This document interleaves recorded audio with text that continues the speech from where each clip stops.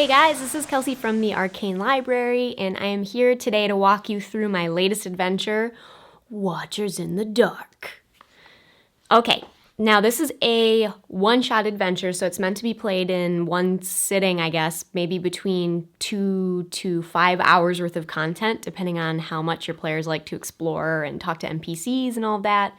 And it is definitely a horror-themed one-shot, and this one is a bit more cosmic horror as opposed to other adventures I've written that are more grimdark or even Edgar Allan Poe style horror. So I am excited about this one. So let's jump right in. The synopsis. If you're running this game, the things that you'll need to know are that the backstory here is that there's a meteorite that struck the Earth and landed out kind of in the countryside. And I set this adventure in a forested setting because that's one of the most common settings for D&D, so it's pretty easy for any group of players to access. Although you could pretty easily change this just by swiping out a few descriptive words, replacing forest with desert or mountainside. But what happened here was this meteorite landed in the Earth, blasting a big crater, and it was carrying an alien sentience called a mind shard, which is a new creature also featured in this adventure. So what will happen is at the beginning of the adventure, which is 2 days after the meteor lands, the players are going to be in the atmosphere surrounding this meteor site, and things are going to start to get weird. So leading into the adventure, the meteor itself landed inside of an Ankeg warren. So the mind shard that was in the meteor was very happy about this because the mind shard exists to take over the minds of other creatures by stabbing them or, having the creatures get hit with debris consisting of this yellow crystal that was being carried within this meteorite. So when the players start, the adventure kind of drops on them with an encounter. So you can launch this adventure without much preamble. And we begin with our first section called A Savage Attack. So this is where we would introduce the hooks, but what's happening in this encounter is that the characters are traveling through the countryside, and there's a ton of debris and mist in the air because this meteorite kicked up a bunch of ambient dust and debris. So the visibility the players have is already going to start off limited, and they may have been hearing rumors in town of wildlife acting strange recently. A quake was felt and people did see the meteor land, but nobody has yet investigated the meteor site, and its effects and ramifications are still very unknown. So, a savage attack, our first encounter, the players hear a scream a distance away, about 80 feet away, which is just outside of their range of vision in this dust cloud, and they hear the bellowing of wild animals. So what's happening here is there are two wild boars attacking a man, a wizard named Torvain, who's coming from his wizard tower to the nearest town to seek help because his partner Iskoval has gone missing since the meteor strike, and Torvain believes that the two events are somehow related, so he's going to find someone to help him look for Iskoval. The players just happen to be there when Torvain is getting attacked by these giant boars, and the boars themselves are infected with the crystal splinters, which are the way the mind shard controls other beings. So these splinters are things that fling off of the meteorite, especially during impact, and get scattered in the air and land in all of these creatures, sort of like shrapnel. And once a crystal splinter has been in a creature for an hour, that creature has to start making charisma saving throws, or else the mind shard gets to take over its actions and behaviors. And there's a little sidebar explaining how that works in here, but that's pretty critical to the way this whole adventure is going to pan out. So, this combat happens. Hopefully, the sounds of somebody in need will draw the group over, and whether or not Torvain survives this fight, there's still access to adventure hooks. We've got our classic appeal to reward, heroism, and discovery. So the players will have reasons to want to go look at the meteor crash site following this encounter. And if they do take those hooks, then you can move on into the bulk of the adventure itself. So our next encounter is It Fell from the Sky. Now, here is where the players are traveling to the meteor's crater to see what's going on here. With the hooks provided in the prior adventure, there will be lots of reasons for them to do that, including possibly rescuing Iskoval if Torvain had survived, looking for treasure or finding out the deal with this meteorite that no one's investigated, and even a possible ability to be granted a manor house by the local town, who has said that whoever can stop these strange animal attacks will be granted a manor house and 5 loyal guards to serve them, which I think is kind of an interesting non-monetary reward. Players might like having hirelings and lackeys and sort of a base of operation. And since they'll be 4th level for this adventure, that's about the time that you start considering stronghold options and spinning that out into the future for your players. Okay, it fell from the sky. That's when the players go to the crater, and it is extremely smoggy and misty, so visibility is limited out to 30 feet here. And that's sort of a way to keep the mystery going about what's happening here.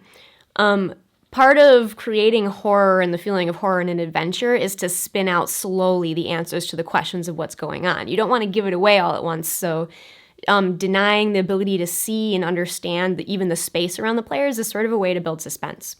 So while the players are here, they're going to find 2 entrances into the warrens below.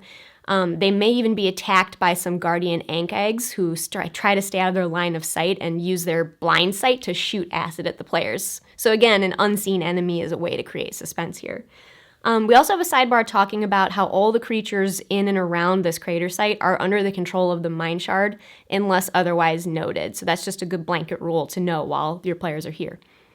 Following that, the North Warrens. Now, this is where we get into the beautiful maps that we have drawn by Jake from Beware the Wizard. I am always so excited to have his cartography for these adventures, and this one is no slouch here. Check this out. These are the warrens that are going to be underneath the crater site, and Jake has rendered these absolutely beautifully.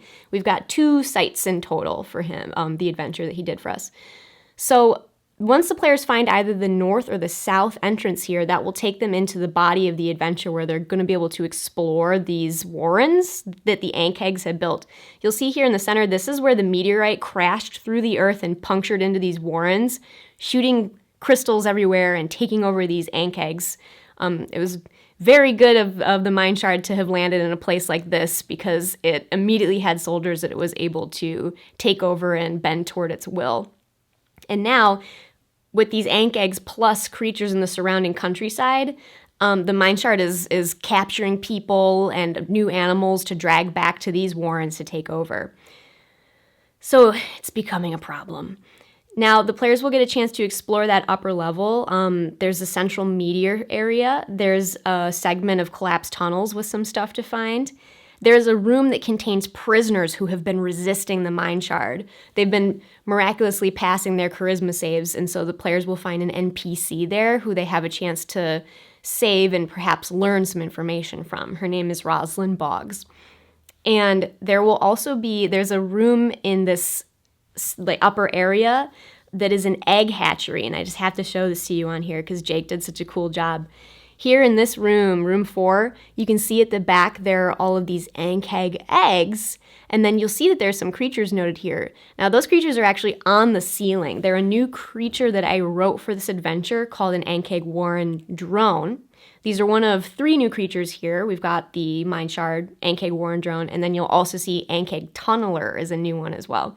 Now, these warren drones have the trait called false appearance. So they can appear as stalagmites or stalactites, and they have a climb speed. So these creatures are on the ceiling right now, waiting for the players to walk into this area, and then they'll wake up and attack. One final really important thing to note, the most important NPC to discover up here is Iskaval, Torvain's partner who had gone missing. And he's hiding here amongst these cast-off ankeg shells. He managed to escape some of the binding where he was being kept prisoner in the same area as Rosalind Boggs. But he's delirious and very wounded and very low on spells, so he's cast greater invisibility and hid himself here whilst trying to fight off the influences of the mine shard. So when the players come into this room, they'll hear him talking to himself, but they'll have to find him.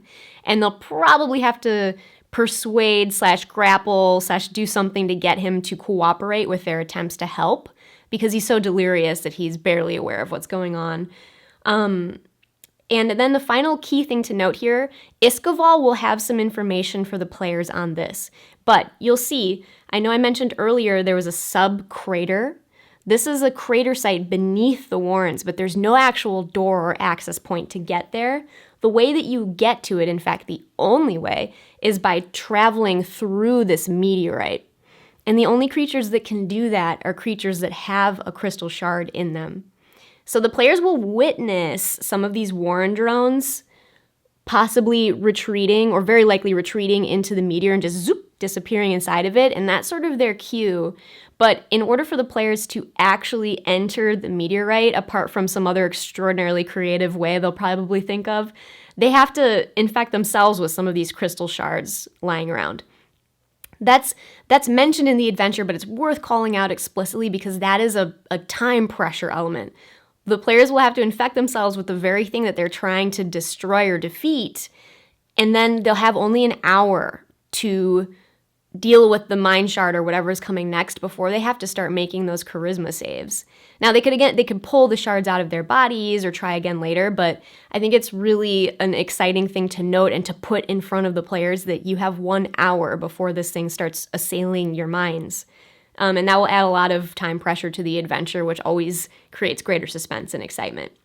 So once the players figure that out through witnessing events and talking to Iskoval, they'll come down into the final battle here in the sub-crater.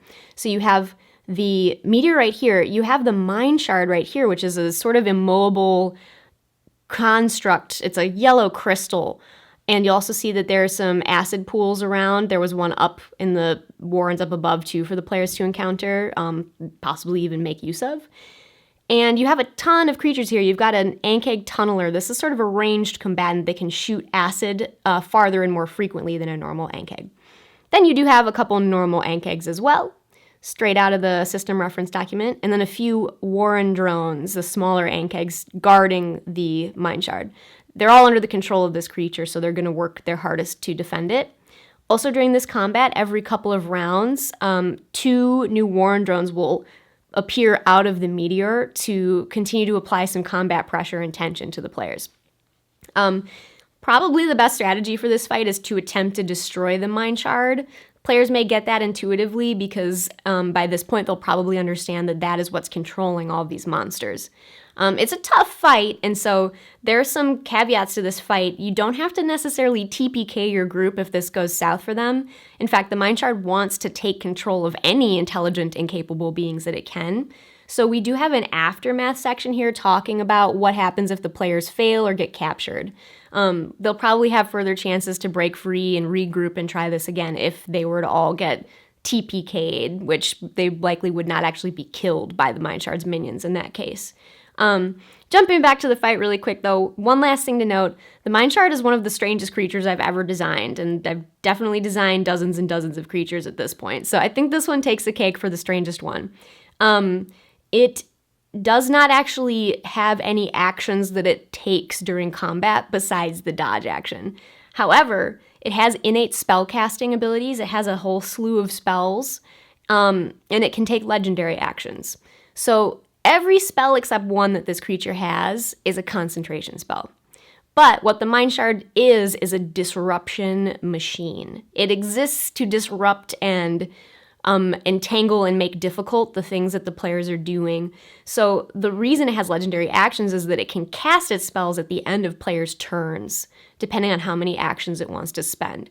So I think rather than try to maintain a concentration spell, the Mind Shard will frequently jump between them, applying effects that are very crucial to its strategy in the moment. So when you're fighting with the Mind Shard, bear in mind, it's not really going to be taking actions on its turn. It's going to be trying to respond to and counter the things that the players are doing while they're doing it, like at the end of the players' turns, by using legendary actions. Some of the spells it's packing include Darkness, Gust of Wind. It would leverage to push players away from it or into the acid pools. Levitate, to maybe move away from or debilitate a character.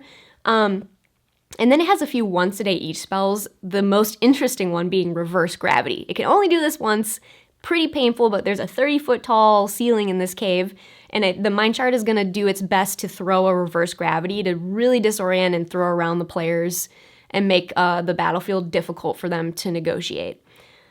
So with all of that, that is basically the adventure. So the players are there to discover that the mine shard is behind this and ideally try to destroy it. If they manage to do that, again, in the aftermath section, it's going to talk about what happens after that, how the promises made in the adventure hooks spin out. And then it has future adventure hooks and ideas based on NPCs and other events, including the possibility that maybe more of these meteors are crashing in other places, and perhaps this is just the beginning of a greater invasion. So that's the whole story, and I hope that you guys check out and enjoy this adventure. I hope it comes in time for Halloween for a lot of you, or just some horrifying goodness and sort of an ode to alien-esque horror and alien horror itself. So thanks for checking this out. You can look at the link in the description to go straight to this adventure and scope it out for yourself as well. All right, guys, I'll talk to you later.